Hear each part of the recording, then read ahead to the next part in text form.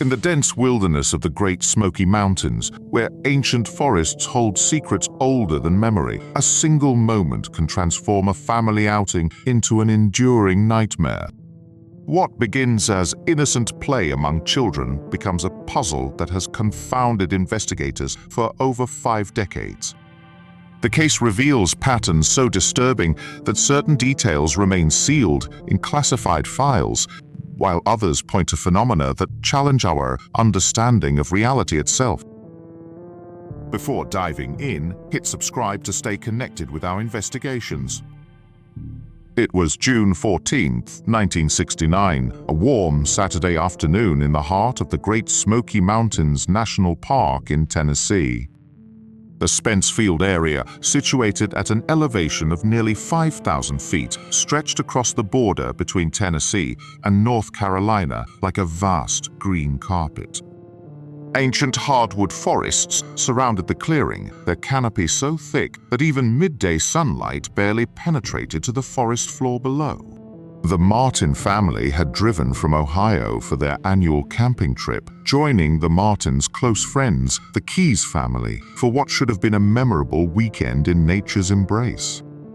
Harold Martin, a respected businessman from Knoxville, had planned the expedition months in advance. His wife, Edith, accompanied him, along with their children, including 6-year-old Dennis Lloyd Martin, a bright boy with sandy hair and an infectious curiosity about the natural world. Dennis stood 4 feet tall, weighing 68 pounds, with distinctive green eyes that seemed to capture every detail of his surroundings. The boy wore a red t-shirt that day, paired with green shorts and sturdy hiking boots. His movements carried the boundless energy typical of children his age, but observers noted an unusual attentiveness in his demeanor, as if he possessed an instinctive awareness of the wilderness around him. The two families had established their campsite near the edge of Spence Field, where the open meadow met the tree line. The location offered spectacular views of the surrounding peaks, but it also provided access to some of the most remote and treacherous terrain in the entire park system. Local rangers had long recognized this area as particularly challenging, with its maze of ravines, rock formations, and dense undergrowth that could disorient even experienced hikers. As the afternoon progressed, the children devised a game that would forever alter the course of multiple lives. Dennis, along with his father and several other children, planned to circle around through the forest and surprise the adults who remained at the campsite. The game required the children to split into 2 groups, with Dennis joining the younger participants who would take a shorter route through the woods. At approximately 2:30 in the afternoon, the game commenced. Dennis disappeared into the forest with his group, his red shirt visible among the trees for only a few moments before the dense foliage swallowed him completely. The plan called for the children to emerge from the woods within minutes, creating a harmless surprise for the waiting adults. Those minutes stretched into an hour, then 2, as the reality of the situation became increasingly apparent. Harold Martin organized the first search efforts, calling out his son's name as he ventured into the forest where Dennis had last been seen. The terrain immediately revealed its treacherous nature. Steep slopes covered in loose rocks and fallen logs created hazardous footing, while thick rhododendron thickets formed nearly impenetrable barriers. The forest floor, carpeted with decades of fallen leaves, muffled sound and created an eerie silence that seemed to absorb even the loudest calls. Park rangers arrived within hours, initiating what would become one of the largest search and rescue operations in National Park Service history. Ranger Dwight McCarter, a seasoned professional with decades of experience in the Smoky Mountains, took charge of the operation. His initial assessment of the terrain filled him with deep concern. The area where Dennis had vanished contained numerous rock formations and cliff faces that could prove fatal to a small child, particularly as darkness approached. The search effort expanded rapidly, drawing personnel from multiple agencies and jurisdictions. By the following morning, over 100 trained searchers combed the mountainous terrain. Helicopters equipped with thermal imaging technology swept overhead, while ground teams with tracking dogs explored every ravine and creek bed within a 5-mile radius of the disappearance site.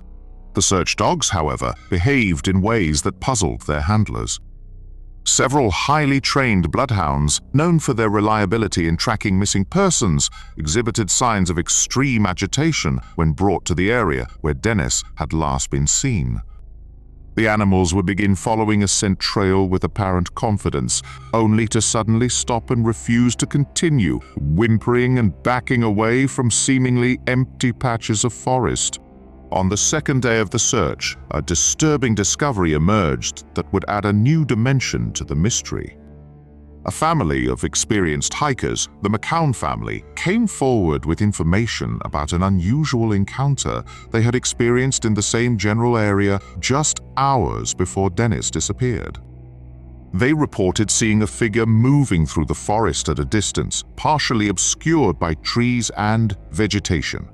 The figure appeared to be an adult male, estimated at over 6 feet in height, with an unusually broad build and distinctive gait that suggested both power and stealth.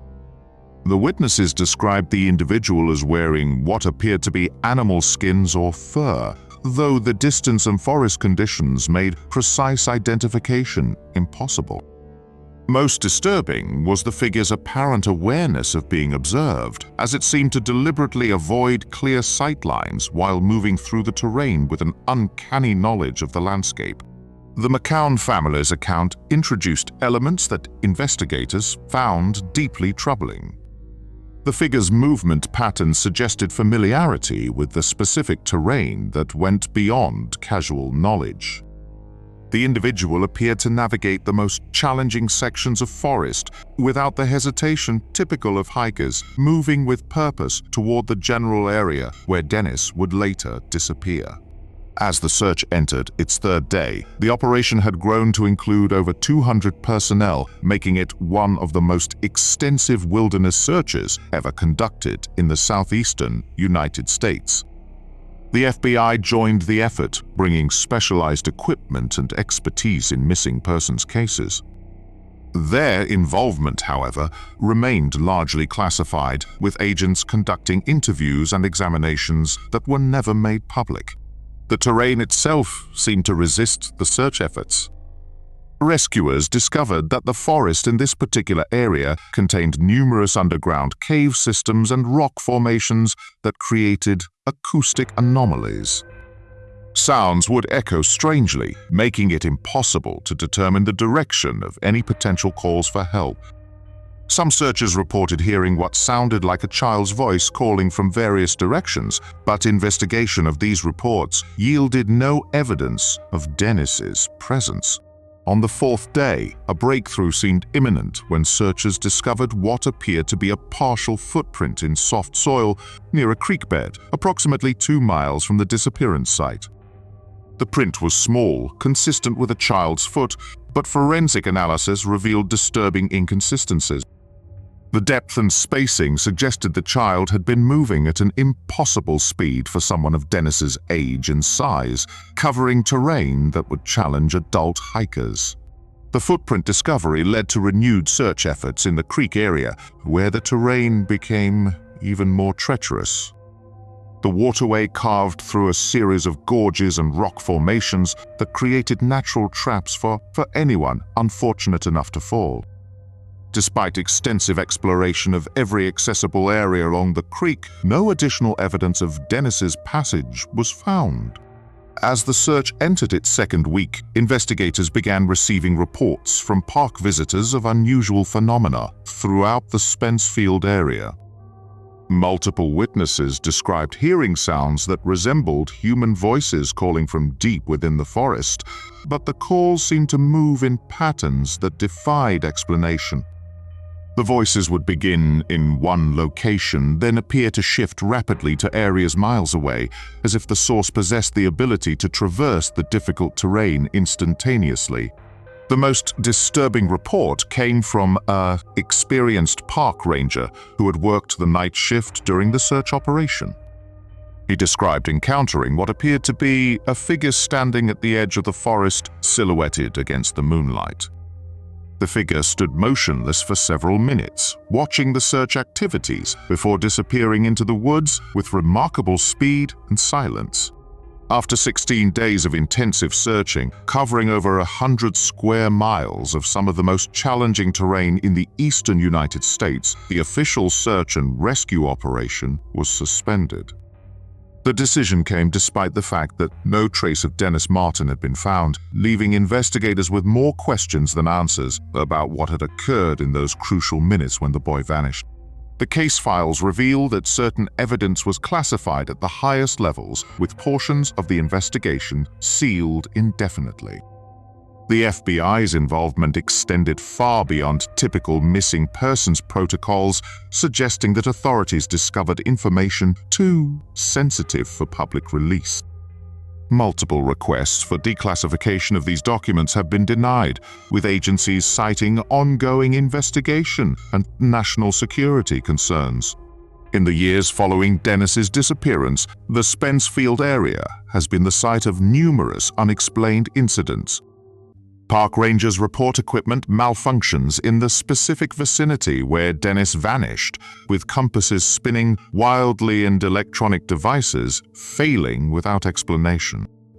The area has developed a reputation among experienced hikers as a place where the normal rules of navigation seem suspended. The most compelling evidence emerged decades later when satellite imagery revealed patterns in the forest growth around the disappearance site that defied natural explanation. The vegetation showed signs of disturbance that formed geometric shapes visible only from high altitude, suggesting activities that occurred long after Dennis's disappearance, but somehow connected to the original incident. What do you think happened to Dennis Martin in those final moments before he vanished into the ancient forest? Share your theories about this enduring mystery that continues to baffle investigators over 50 years later, and subscribe to explore more cases that challenge our understanding of reality itself.